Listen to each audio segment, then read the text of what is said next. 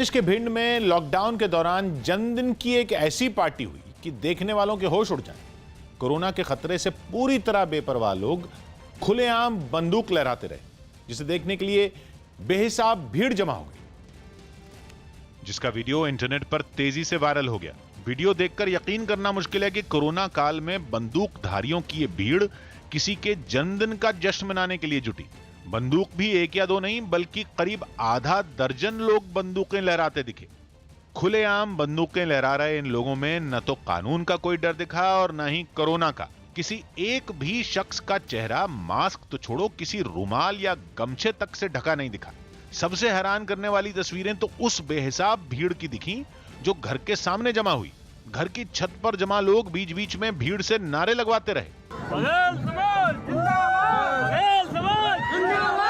इनमें एक नारा तो ऐसा भी लगा जो पुलिस की टेंशन को और बढ़ाने वाला है। रामबाबू गडरिया मध्य प्रदेश का कुख्यात डाकू रहा है, जिसका किसी जमाने में आतंक हुआ करता था। 2007 में पुलिस ने रामबाबू गडरिया के एनकाउंटर और उसके गैंग के खात्मे का दावा किया था। छत पर जमा बंदूकधारी ही नहीं, नीचे जमा भीड़ भी कोरोना से पूरी तरह बेफिक्र दिखी। इस जश्न का एक वीडियो नीचे से भी बनाया गया, जिसमें मकान की छत पर ही नहीं, पहली मंजिल की बालकनी पर भी लोगों की भारी भीड़ दिखाई दी। सड़क पर जुटी भीड़ भी कोरोना से पूरी तरह बेफिक्र दिखी। कहा जा रहा है कि पार्टी गांव के एक रसूखदार शख्स के बेटे की थी और वीडियो वायरल होने के बाद पुलिस ने केस दर्ज कर लिया। लॉकडाउन के द्वारा उल्लंघन किया गया, इसीलिए इन पर अपराध पंजीबद्ध किया गया है। लेकिन न तो केस में अवैध हथियार लहराने से जुड़ी कोई धारा लगाई गई और न ही किसी आरोपी को गिरफ्तार किया गया। छत्तीसगढ़ की राजधानी रायपुर से डरा देने वाला एक वीडियो सामने आया। वहां बिजली का सामान बनाने वाली एक फैक्ट्री में भीषण आग लग गई। यह आग कैसे लगी, इसकी जांच शुरू कर दी गई है, लेकिन ये इतनी भयानक थी कि उसने चंद मिनटों में ही फैक्ट्री के एक बड़े हिस्से को अपनी चपेट में ले लिया। वहां कई ड्रमों में केमिकल भरकर रखा हुआ था, जिसकी वजह से आग तेजी से फैली। फैक्ट्री से निकलने वाले काले धुएं ने आसपास के इलाके को ढक लिया। लपटे और उससे निकलने वाले धुएं का गुबार इतना जबरदस्त था कि उसे काफी दूर से ही देखा जा सकता था।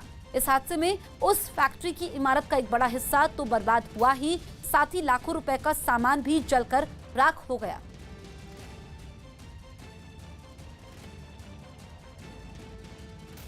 मुंबई में जेजे अस्पताल के बाहर बार्ज P305 जहाज के डूबने की वजह से मारे गए कर्मचारियों के परिवार वालों ने जमकर हंगामा किया। इन लोगों ने समुद्र से तेल निकालने वाली कंपनियों पर आरोप लगाया कि उन्होंने अपने कर्मचारियों के साथ लापरवाह रवैया अपनाया और शर्त रख दी कि जब तक कंपनी के मालिक नहीं आएंगे वो शवों को लेकर नहीं जाएंगे। किसी ने इतनी सी हेल्प नहीं की। इन लोगों ने उनको पानी में पुश किया है कि तुम जाओ और जो बच सकता है वो बच के आ जाओ। मालिक तो नहीं आए, लेकिन कंपनी का एक अधिकारी हंगामा शांत कराने के लिए वहां पहुंचा, जिसे लोगों के गुस्से का सामना करना पड़ा।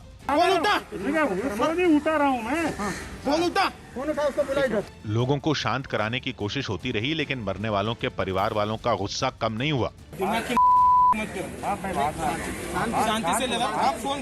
बार बार समझाने के बाद भी बात इतनी बिगड़ गई कि लोगों ने जान से मारने की धमकी तक दे डाली। जैसे वो मरा वैसे आप लोगों को मैं मारूंगा, मैं बोलता हूं आपको। ये हालात तब थे जब उस अधिकारी ने कंपनी की तरफ से पीड़ित परिवारों को आर्थिक मदद का ऐलान भी कर दिया। अभी तुरंत 5 लाख रुपए हम दे रहे हैं। इस बीच तूफान की चेतावनी के बावजूद अरब सागर में काम जारी रखने पर जहाज के कैप्टन राकेश बल्लभ के खिलाफ मुंबई पुलिस ने केस दर्ज कर लिया। वाराणसी के स्वास्थ्य कर्मियों से बातचीत के दौरान प्रधानमंत्री भावुक हो गए। प्रधानमंत्री मोदी ने वाराणसी के कई स्वास्थ्य कर्मियों के साथ ऑनलाइन बात की। इस दौरान उन्होंने कोरोना से जान गंवाने वालों को श्रद्धांजलि दी। साथ ही वो इन लोगों को याद करते हुए भावुक भी हो गए। मैं उन सभी लोगों को अपनी विनम्र श्रद्धांजलि देता हूं। हरियाणा सरकार ने उमंग नाम से पोस्ट कोरोना केयर सेंटर बनाने का ऐलान किया, जिसमें कोरोना के बाद लोगों को हो रही दूसरी बीमारियों या दिक्कतों का इलाज किया जाएगा। इस सेंटर में डॉक्टरों के अलावा फिजियोथेरेपिस्ट और योग टीचर भी मौजूद रहेंगे।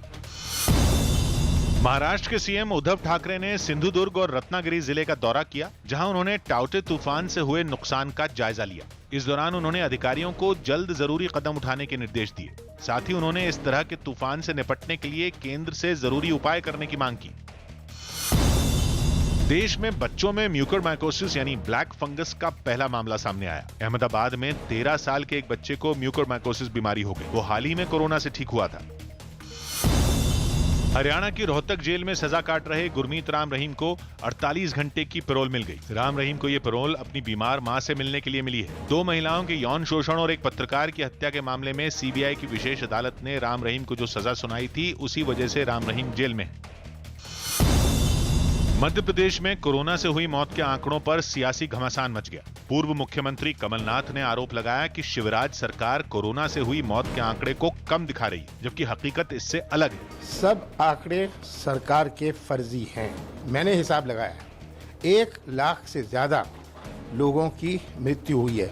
लेकिन शिवराज सरकार ने इन आरोपों को खारिज करते हुए तुरंत पलटवार किया। मौतों पर राजनीति करना कमलनाथ जी को बंद करना चाहिए। बीजेपी अध्यक्ष जेपी नड्डा ने देश भर में 824 कोविड हेल्प डेस्क की शुरुआत की। ये सभी Covid help desk BJP Yuva Morcha की तरफ से लगाए गए हैं, जहां लोगों को कोरोना के खतरे से जागरूक किया जाएगा।